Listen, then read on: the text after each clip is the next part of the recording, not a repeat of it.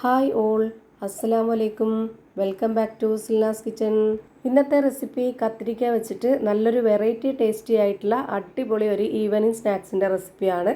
ചൂട് ചായയുടെ കൂടെ നല്ല ക്രിസ്പി ആയിട്ട് കഴിക്കാൻ പറ്റുന്ന ഒരു അടിപൊളി ടേസ്റ്റി ആയിട്ടുള്ള പലഹാരമാണ്. കത്തിരിക്ക ഇഷ്ടമല്ലാത്തവർ പോലും ഇതുപോലെ ചെയ്തു കഴിഞ്ഞാൽ എന്തായാലും കഴിച്ചിരിക്കും. അത്രയും ടേസ്റ്റി ആയിട്ടുള്ള ഒരു അടിപൊളി പലഹാരമാണ്. അപ്പോൾ ഇതെങ്ങനെയാണ് തയ്യാറാക്കിയെന്ന് അറിയാനായിട്ട് വീഡിയോ സ്കിപ്പ് ചെയ്യാതെ മുഴുവനായിട്ടൊന്ന് കണ്ടു നോക്കണേ. റെസിപ്പിയിലോട്ട് കിടക്കുന്നതിന് മുമ്പായി സിൽനാസ് കിച്ചൺ ചാനൽ ആദ്യമായിട്ട് കാണുന്നവരാണെങ്കിൽ പ്ലീസ് ഒന്ന് സബ്സ്ക്രൈബ് ചെയ്തേക്കണേ. ഒപ്പം തന്നെ ഈ വീഡിയോസ് നിങ്ങൾക്ക് ഇഷ്ടപ്പെടുകയാണെങ്കിൽ ലൈക്കും ഷെയറും തന്നേക്കണേ. അതിൻ്റെ കൂടെ തന്നെ ഇപ്പോൾ നമുക്ക് പുതിയൊരു അപ്ഡേറ്റ് കൂടി യൂട്യൂബിൽ വന്നിട്ടുണ്ട്. അതായത് നമ്മുടെ വീഡിയോയുടെ തൊട്ട് താഴെ കമൻറ്റ് സെക്ഷനിൽ ഹൈപ്പ് എന്ന് പറഞ്ഞൊരു ഓപ്ഷനും കൂടി കിടപ്പുണ്ടെങ്കിൽ അതും കൂടെ ഒന്ന് ക്ലിക്ക് ചെയ്തേക്കണേ. ഇനി നമുക്ക് റെസിപ്പിയിലോട്ട് കിടക്കാം. ഇതിനായി ആദ്യം തന്നെ ഇതുപോലെ നീളത്തിൽ ഒരു 3 കത്തിരിക്ക കട്ട് ചെയ്തെടുത്തിട്ടുണ്ട്. ചെറിയ കത്തിരിക്ക ആയതുകൊണ്ടാണ് ഞാനിവിടെ 3 എടുത്തിട്ടുള്ളത്. കുറച്ച് വലുതൊക്കെ ആണെന്നുണ്ടെങ്കിൽ 1 or 2 ഒക്കെ എടുത്താൽ മതിയാവും. ഇനി ഇതിവിടെ ഇരിക്കട്ടെ. അടുത്തതായിട്ടൊരു മിക്സിയുടെ ജാർ എടുത്തിട്ടുണ്ട്. ഇതിലേക്ക് 1/2 കപ്പ് അളവിൽ സാമ്പാർ പരിപ്പാണ് ഇട്ട് കൊടുക്കുന്നത്. തൂരപ്പരിപ്പാണ് ഉള്ളതെങ്കിൽ അതിട്ട് കൊടുക്കാം.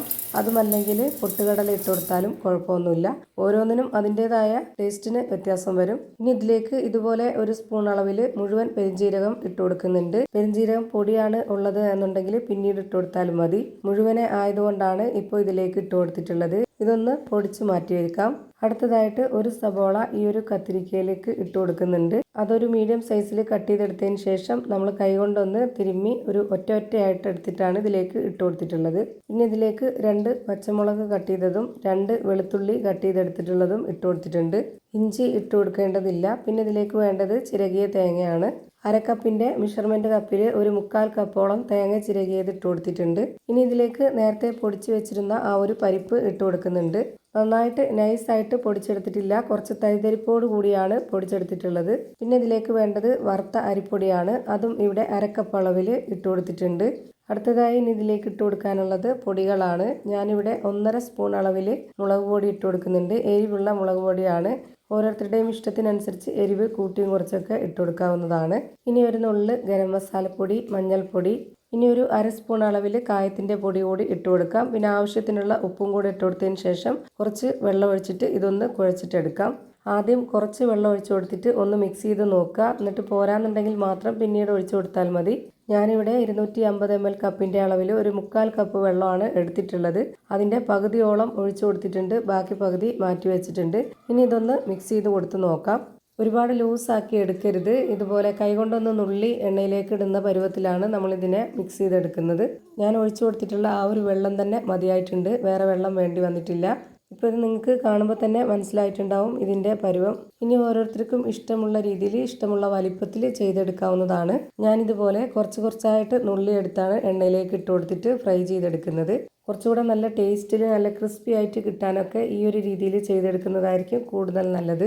ഇനി നമുക്കിതൊന്ന് ഫ്രൈ ചെയ്തെടുക്കണം. അതിനായിട്ട് സ്റ്റവിലേക്ക് ഒരു പാൻ വെച്ച് കൊടുത്ത് ഫ്ലെയിം ഓൺ ആക്കി കൊടുത്തിട്ടുണ്ട്.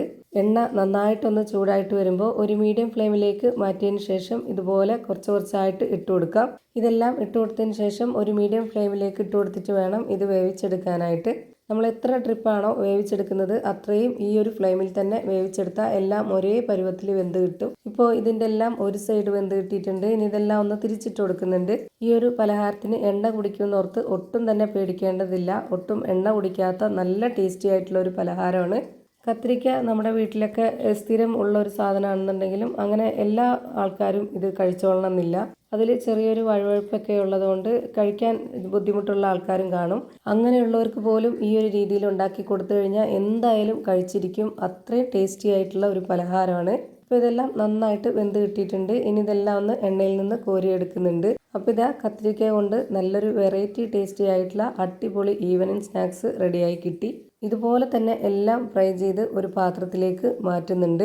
എത്രത്തോളം ക്രിസ്പി ആണെന്നുള്ളത് ഞാനിപ്പോൾ ഇതുപോലൊരു പാത്രത്തിലേക്ക് ഇട്ട് കൊടുക്കുമ്പോൾ നിങ്ങൾക്ക് മനസ്സിലാവുന്നുണ്ടാവും. അപ്പോൾ ഇതാ ഇത്രയേ ഉള്ളൂ ഇന്നത്തെ വീഡിയോ ഇഷ്ടമായാൽ ലൈക്ക് ചെയ്യാനും കമൻറ്റ് ചെയ്യാനും ഷെയർ ചെയ്യാനും മറക്കരുത്. അതുപോലെ തന്നെ കമൻറ്റ് സെക്ഷനിലെ പുതിയൊരു ഓപ്ഷൻ ഹൈപ്പ് എന്ന് പറഞ്ഞതും കൂടി ഒന്ന് ക്ലിക്ക് ചെയ്തേക്കണേ. പുതിയൊരു വീഡിയോയുമായി വീണ്ടും വരും. Thank you for watching.